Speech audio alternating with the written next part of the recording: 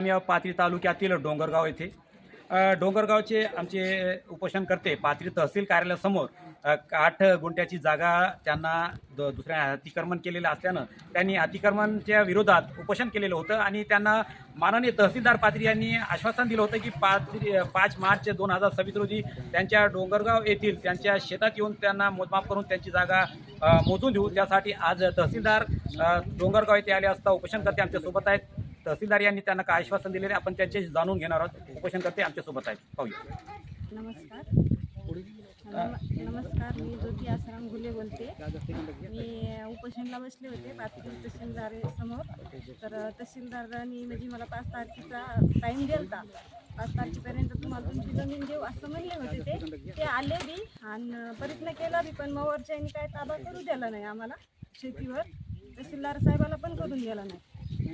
तरी बी त्यांनी भूमी अधिकारी म्हणजे संपावर आहे सध्या।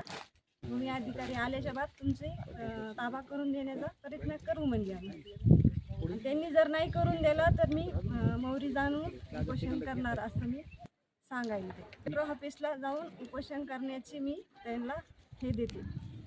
जसं की तहसीलदार साहेबांनी आपल्याला सांगितलं की भूमी अधिकारी संपावर गेलेले आहेत। जर ते संप मिटल्याच्यानंतर ते सुद्धा त्यांचा संप मिटल्याच्यानंतर समजा त्यांनी मोजमाप करून जमीन वगैरे दिली नाही तर पुढचं काय पाऊल असणार आपलं? मी पुढे मग परभणी येथे याला कलेक्टर ऑफिसला जाऊन उपोषण करणार। हे होते आमच्यासोबत ज्योती आसाराम घुले। डोंगरगाव येथील त्यांच्याशी जमीनचा वाद सध्या चालू आहे। तहसीलदार यांनी त्या घटनास्थळी भेट दिली असता पण त्यांचं असं म्हणणं आहे की भूमी अभिलेख संपावर असल्यानं त्यांचं मोजमाप करता येणार नाही। संप मिटल्याच्या नंतर त्यांची जमीन त्यांना मोजून देता येईल आणि जर तहसीलदार साहेबांनी यांची जर जमीन त्यांना मोजमाप करून दिली नाही संप मिटल्याच्या नंतर सुद्धा तर ज्योती आसाराम घुले यांचं असं म्हणणं आहे की पुढचं पाऊल ते कलेक्टर ऑफिस परभणी येथे ते संपावर जातील आणि तिथूनच आमरण उपोषण करून ते त्यांची जागा घेण्याचा प्रयत्न करतील असं त्याने ठामपणे सांगितलं।